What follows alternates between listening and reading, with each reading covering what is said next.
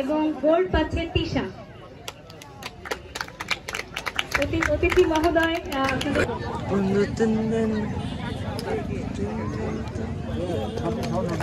হয়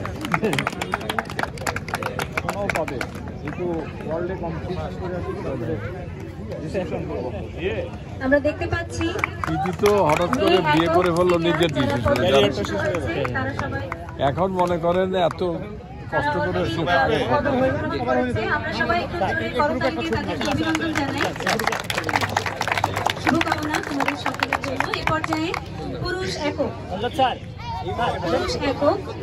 যারা পদকে ভূষিত হয়েছেন আমি নাম ঘোষণা করছি। আপনারা দয়া করে আমাদের এই পদক নেয়ার জন্য আমাদের মঞ্চে পদক নেয়ার জন্য আসছেন শাহরুখ এবং সিলভার নিতে আসছেন গোল্ড মেডেল পাচ্ছেন সাকিব।